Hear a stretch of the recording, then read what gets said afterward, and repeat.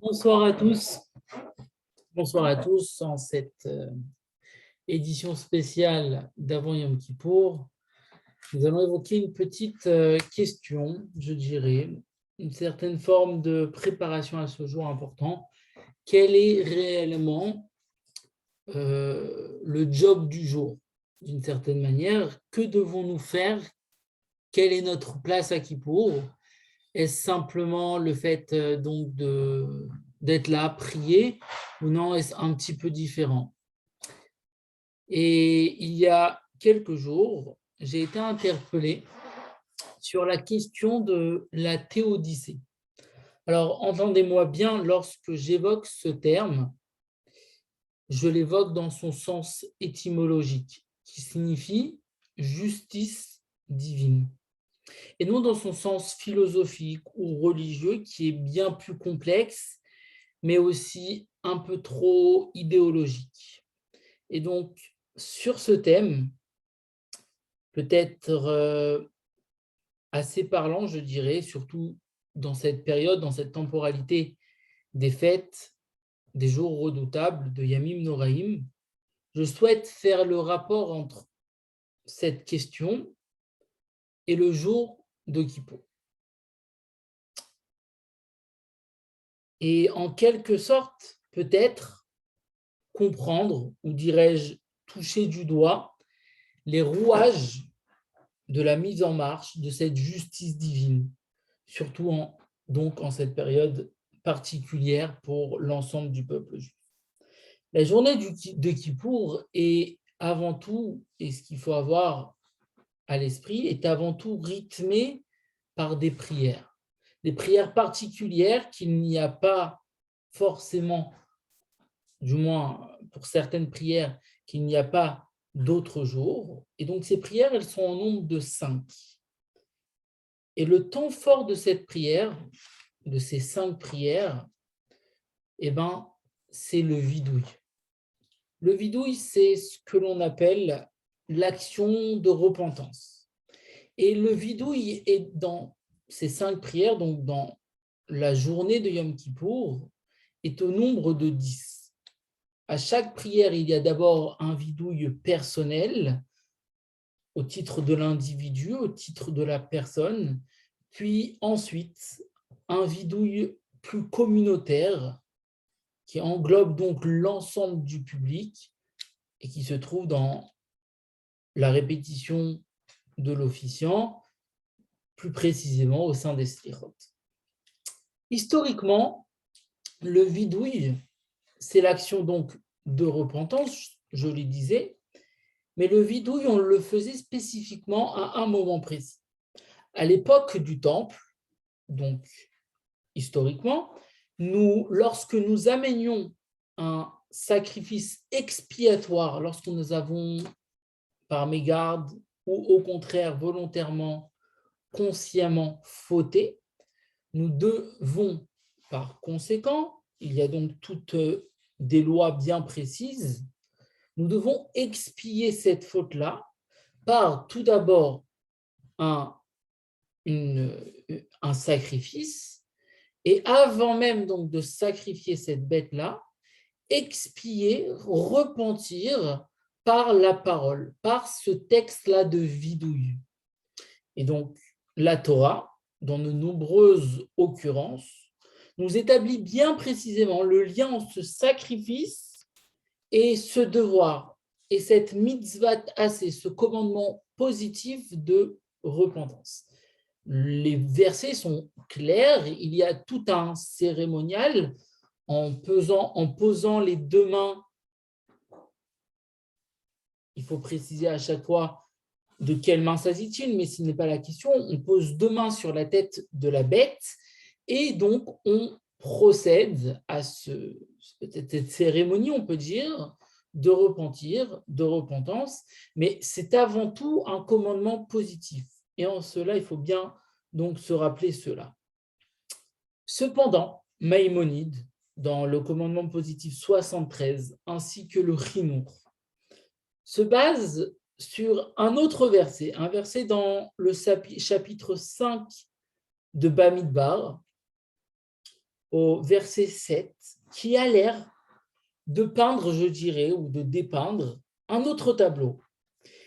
Il y a plus forcément dans ce verset la nécessité d'apporter un sacrifice pour, à ce moment, entamer donc cette cérémonie, mais simplement, le fait même d'être un fauteur nécessite de dire ce vidouille. D'une certaine manière, le simple fait d'être un fauteur nous permet d'accéder à cette possibilité, donc à ce commandement de faire le vidouille, de se repentir. En quelque sorte, le schéma est facilité. En d'autres termes, et ainsi Maïmonide conclut le commandement 73, ce devoir de repentance est une étape primordiale, mais une étape aussi finale au processus de la teshuva.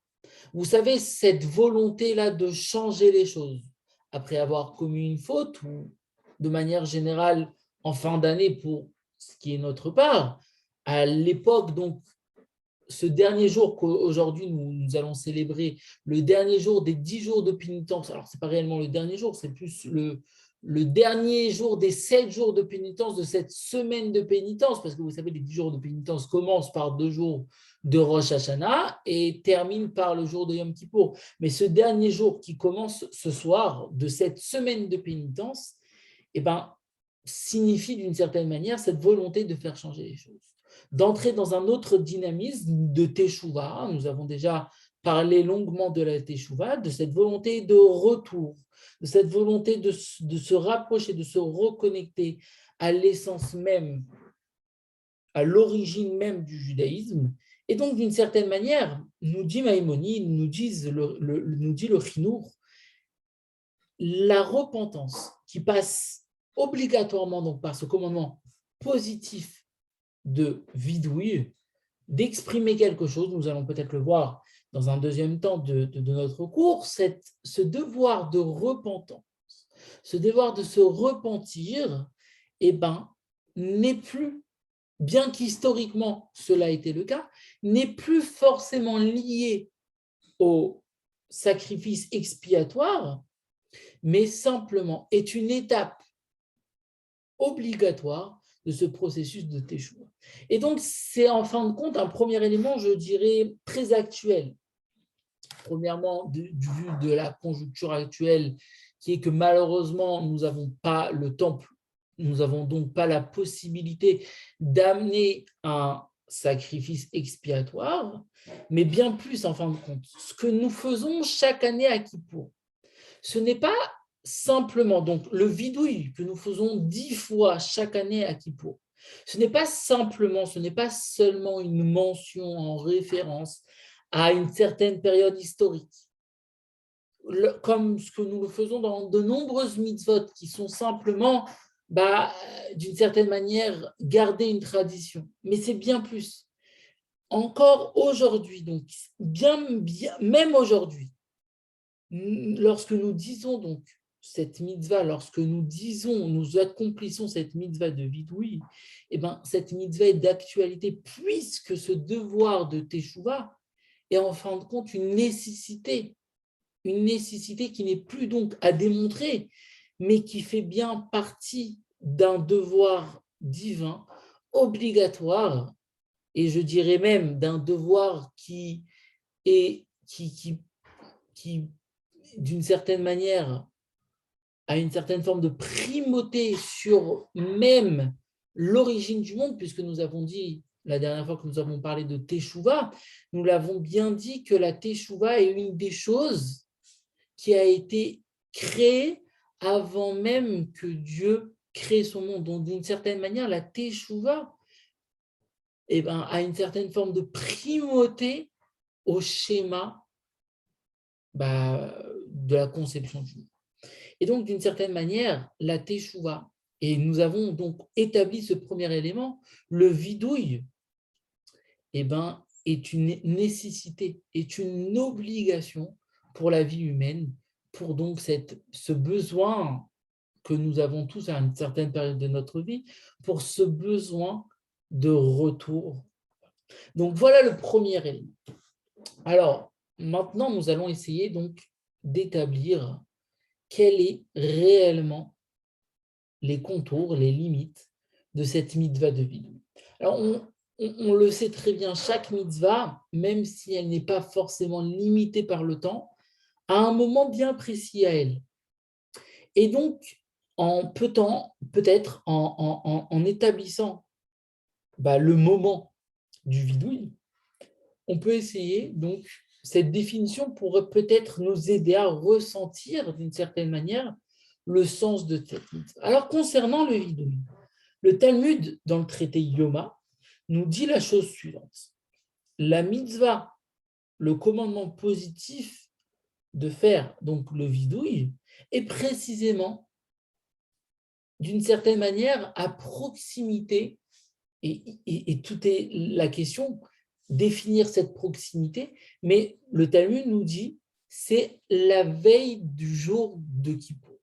Nous dit le Talmud, donc, d'une certaine manière, il y a un lien intime entre ce devoir de faire le vidouille, qui est de prime abord un petit peu, comme on a établi dans le premier élément, qui est d'une certaine manière tout de suite après la faute, ou du moins dès que nous avons la volonté d'opérer ce retour, d'opérer ce changement.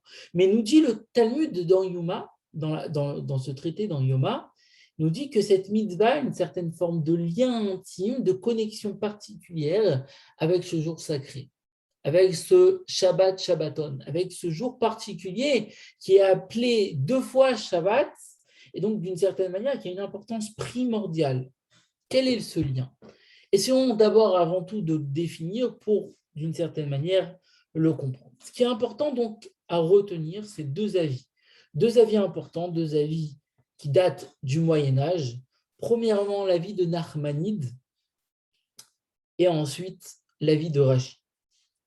Nachmanide nous dit qu'il faut à tout prix rentrer dans le jour de Kippour, d'une certaine manière, nous schématise Nachmanide, tout blanc. Et donc, d'une certaine manière, Nachmanide nous oblige, ou d'une certaine manière limite, cette obligation, ce commandement positif de faire le vidouille à la temporalité juste avant la fête.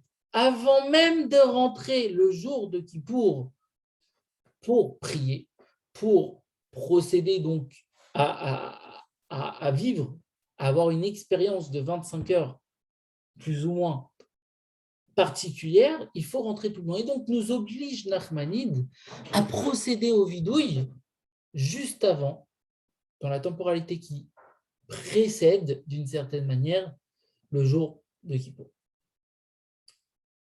Contrairement à Rashi. Alors que Rashi nous dit que, au contraire, ce n'est pas forcément une obligation qui précède donc l'expérience du jour de Kippour, mais c'est au contraire une obligation du jour. Spécifiquement, et c'est ça, pour Rachid, du moins, il y a un lien encore plus intime. Il y a un devoir, particulièrement le jour de Kippour, parce que le jour de Kippour a une connexion particulière avec tout ce qui est le pardon. D'ailleurs, en français, on l'appelle le jour du grand pardon. Mais c'est cette idée que les versets nous disent, Ki bayom hazeh yechaper alechem, c'est-à-dire qu'en ce jour-là, Dieu pardonne. Et donc, d'une certaine manière, nous apprend Rachid de ce verset, qu'il y a une obligation particulière ce jour-ci de procéder au vidouille. Non pas avant, mais réellement le jour même. Ainsi, donc, cela doit être la première chose à faire. Et donc, ça, c'est l'idée de Rachid. Donc, d'une certaine manière, c'est ce qu'il faut garder à l'esprit. Ces 2 conceptions nous aident à concevoir qu'est-ce qu'est le vidouille. Est-ce que cela est donc ce qui nous permet d'avoir l'expérience du jour de Kippour?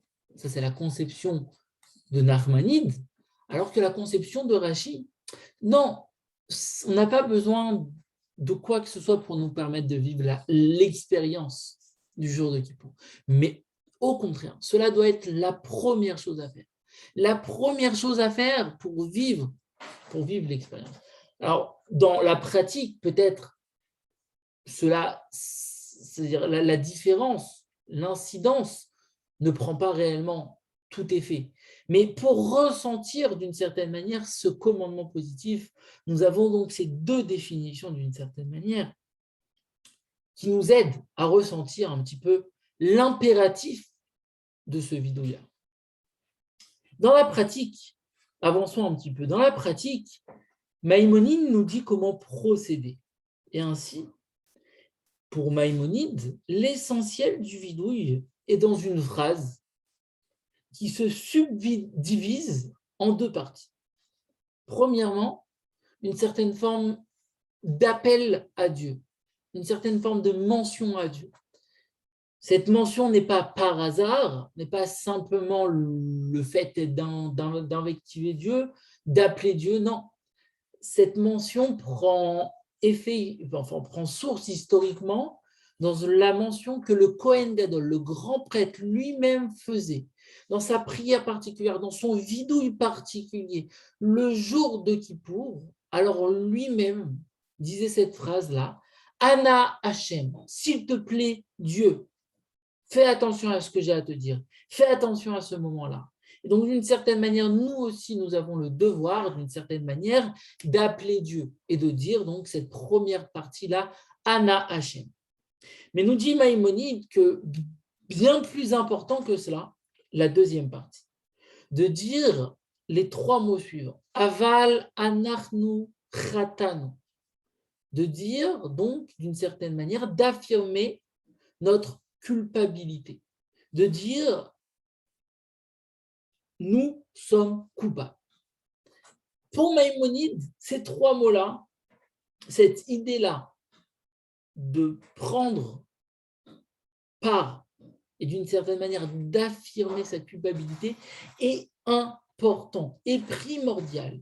Et donc bien plus que l'ensemble du texte qu'on appelle le nosar, donc la version du texte qui nous est aujourd'hui dans nos livres, Maïmonide nous dit de dire ces trois mots-là, c'est l'essentiel du texte. Alors, il faut comprendre peut-être cette idée de culpabilité et d'une certaine manière aussi la démystifier.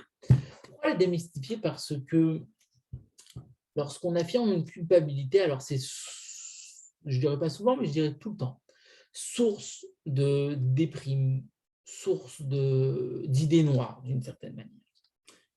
Et donc, il est primordial de comprendre réellement comment se placer, comment se positionner sur cette culpabilité. J'ai entendu, pas plus tard qu'il y a quelques heures, un peu par hasard, un modèle. Et comme ça, le Rav, je crois qu'il s'agit de Rav Gabriel Lévy, si je ne me trompe pas, le Rav parlait de modèle et le citait au nom du Rav Kook.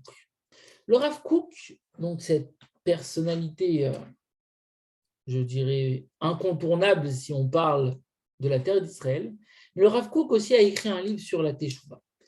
Et le Rav Kook nous parle de deux modèles lorsqu'on souhaite changer. Il nous parle donc d'un premier modèle qui est le modèle de Tohu. Tohu, à l'image donc du Tohu Bohu originel, c'est ce modèle que le Rav Kook essaye de définir de la chose suivante.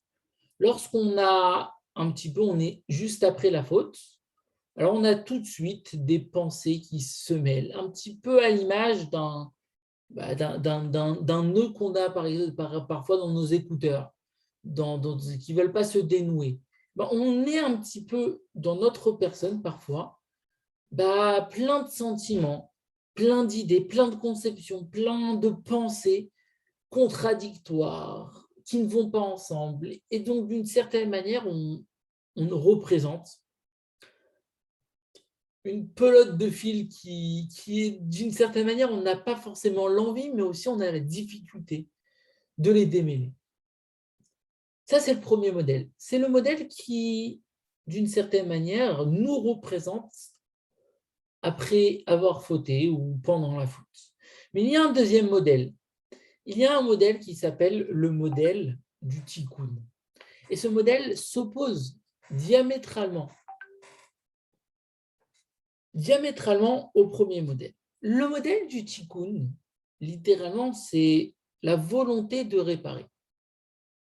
Et donc, le tikkun s'oppose diamétralement pour le Rav Kook au Tohu et nous dit la chose suivante. Il nous dit que pour réparer d'une certaine manière ce nœud-là, pour souhaiter un petit peu donner de la dynamique à notre situation qui est emmêlée, alors il faut avoir la volonté de changer. Et ce changement passe automatiquement par une énergie débordante. C'est la première étape, l'énergie.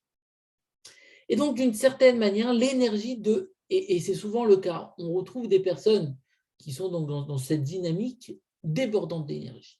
Mais cette énergie-là, ce dynamisme, il faut bien sûr le canaliser et savoir que d'une certaine manière, oui, on a fauté, mais nous avons en nous des idées, des tendances, des concepts qui sont le schéma à établir. Et donc, d'une certaine manière, ce dynamisme, cet entrain, suivi d'une deuxième étape, de cette volonté de renouer, de cette volonté d'établir des projets, d'établir des lignes de conduite, alors, d'une certaine manière, peut nous faire déculpabiliser.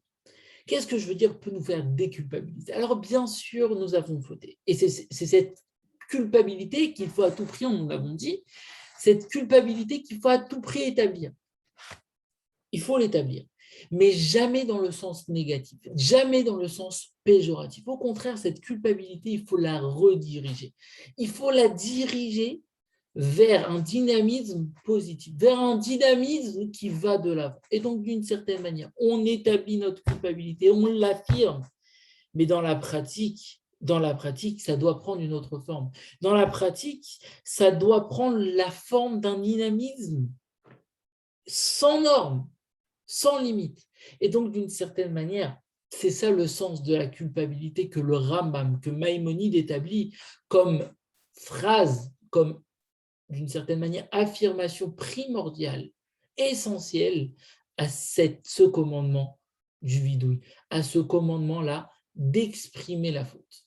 Concrètement, dans la pratique, on essaye par étapes d'aller dans la pratique sans jamais forcément, peut-être, sans jamais nous obliger à pratiquer quelque chose, toujours en nous laissant acteurs de notre pratique d'une certaine manière.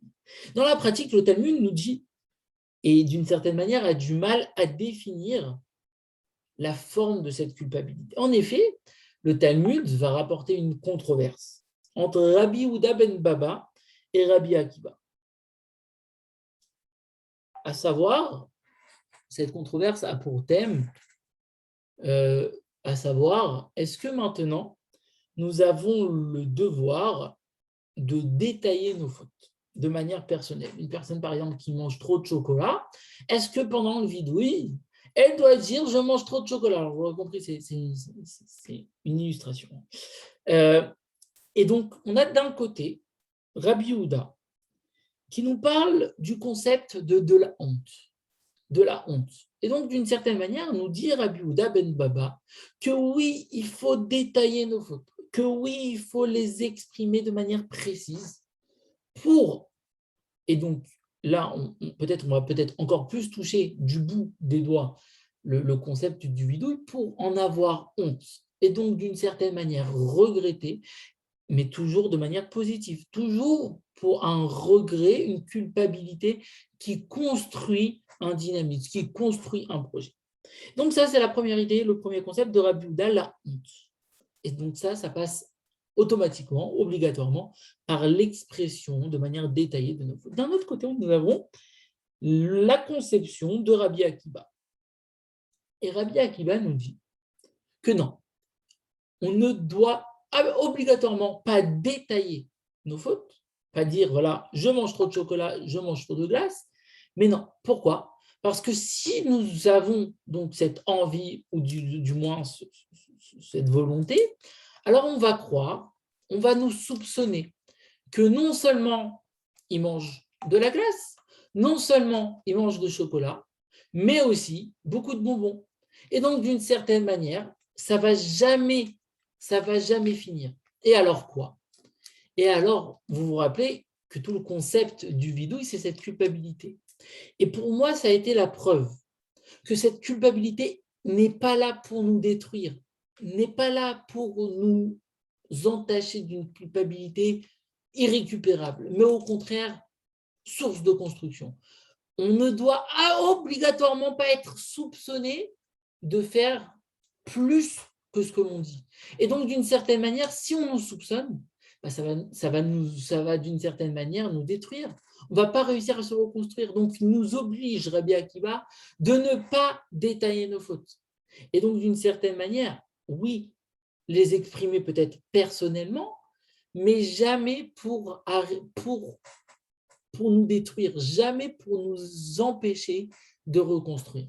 Et donc, aujourd'hui, dans la pratique encore plus pratique, aujourd'hui, nous dit la halakha que nous tenons compte réellement des deux avis. En d'autres termes, reconnaître sa faute, c'est un pas, c'est une étape, c'est une progression décisive pour l'homme ayant la volonté de changer. Et cela passe automatiquement par cette première étape qui est la honte. Cependant, cela doit être impérativement positif. En cela, nous devons de nous efforcer de ne pas tomber dans l'écueil de la culpabilité destructrice.